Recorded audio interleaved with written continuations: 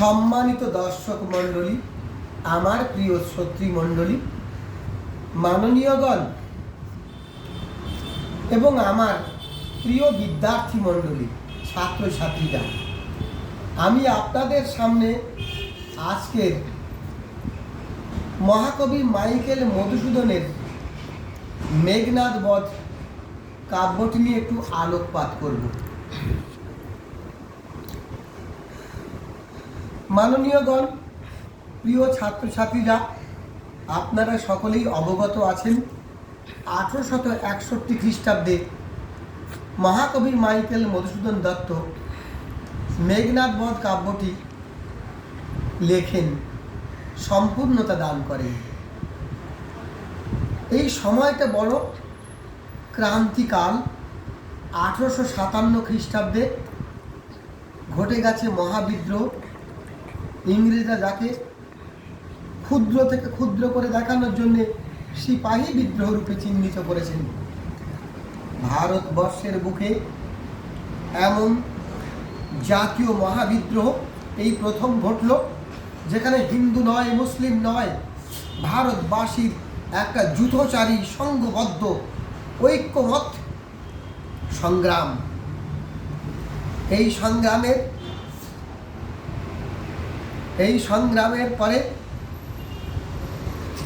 সংগ্রামের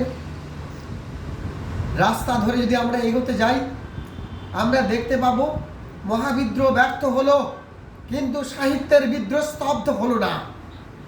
মাইকেল মধুসূদন দত্তের মেঘনাদ বধ কাব্য এক মহাবিদ্রোহ।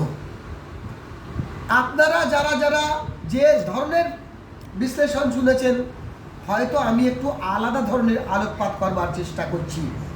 মাইকেল মধুসূদন দত্ত 9টি স্বর্গে তার এই গ্রন্থখানি লিখেছেন।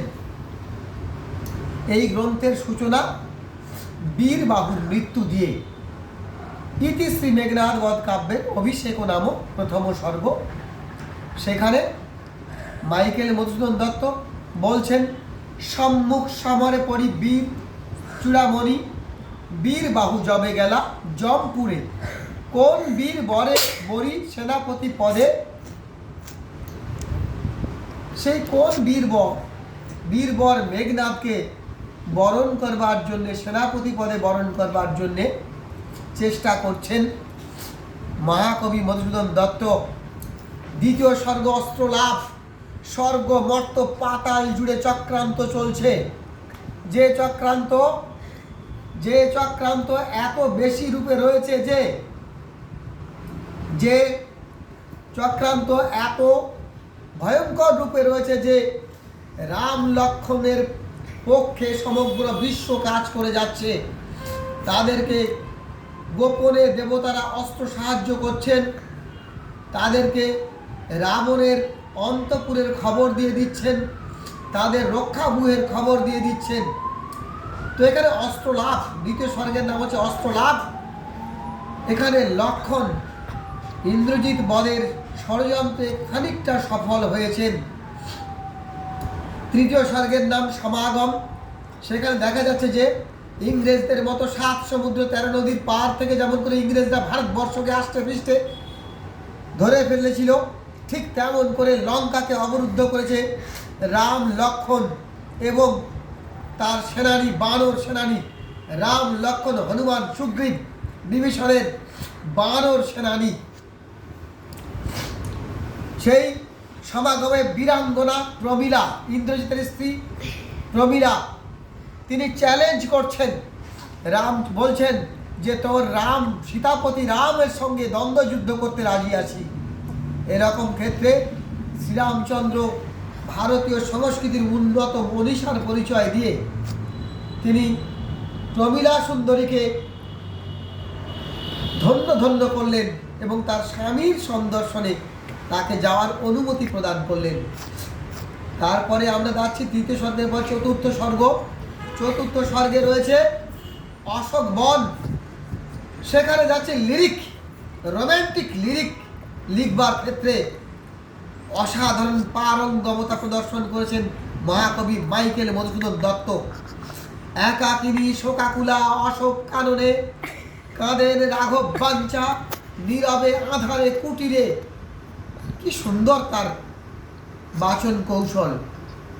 নবলতিকার সখী দিতাম বিবাহ তরু সহ মঞ্জরিত যবে অলি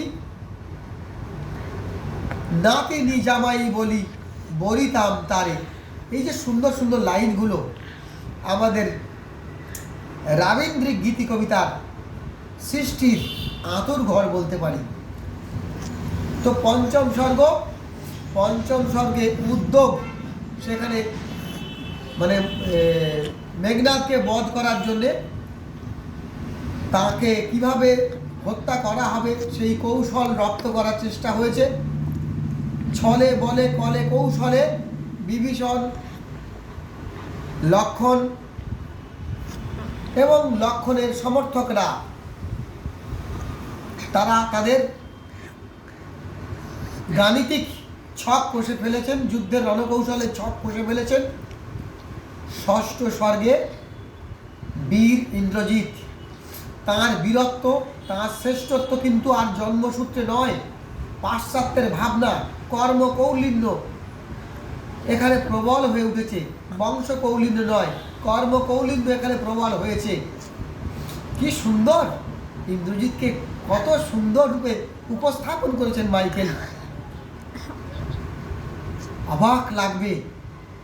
আমি কয়েকটি লাইন আপনাদেরকে স্মরণ করিয়ে দিচ্ছি। সচকিতে বীর বর দেখাইলা সম্মুখে ভীম তব শূল হস্তে ধূমকেতু সম খুলল তাত বিভীষণে বিভীষণ রণে এতক্ষণে অরিন্দম কহিলা বিষাদে জানিলু কেমনে আসি লক্ষণ পশিলা মায়া বলে ঝনঝনিলা অসি বিধানে বাজিলা তুনির ঘণ্টা কম্বি নিনাদে। এ তো গেল ষড়যন্ত্রের রূপটা। আর ইন্দ্রজিৎ কি সুন্দর পূজা করছেন, সাধক আরাধক তপস্বীর বেশে।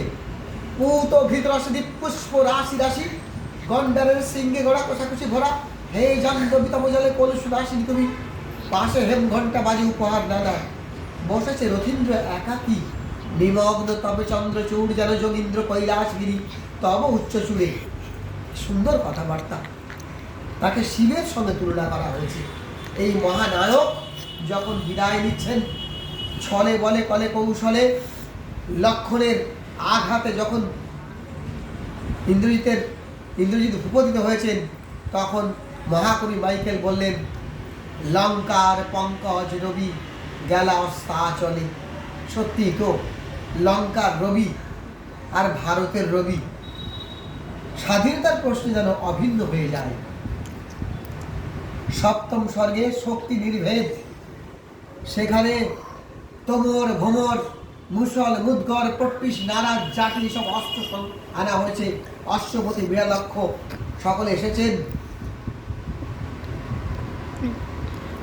গর্জিলা সরসে আজি মহারুদ্র তেজে, রাক্ষস শ্রেষ্ঠ কি বললেন, কর্বুর কুলের গর্ব মেঘনাদ বলি মেঘনাদ হতরণে এ বারতা শুনি কে চাহে বাঁচিতে আজি এ কর্বুর কুলে।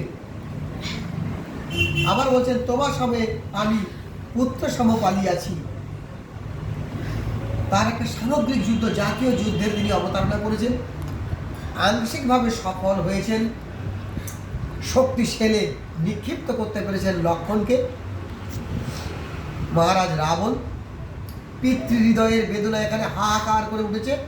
একধারে বীর রস এবং করুণ রসের হাহাকার, সব মিলিয়ে বলা যায় যে এখানেও খুব প্রাঞ্জল সফল হয়েছেন মহাকবি।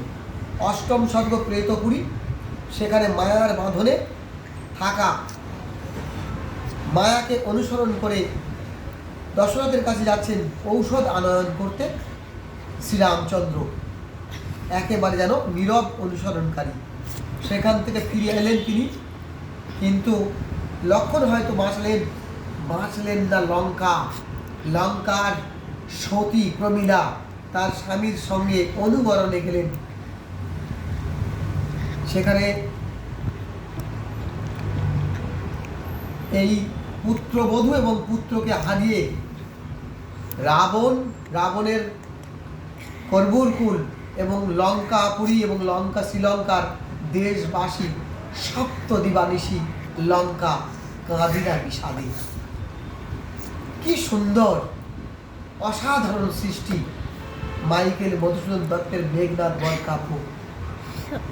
অমিত্রাক্ষর ছন্দের সৃষ্টি, গজ গামিতার হে, রজনী প্রদোষ সন্ধ্যা বন উপবন, স্বর্গ মর্ত পাতাল যুদ্ধের বিভীষিকা, মায়ের অশ্রু জল, দেশভক্তি, দেশমাতৃকার বন্দনা,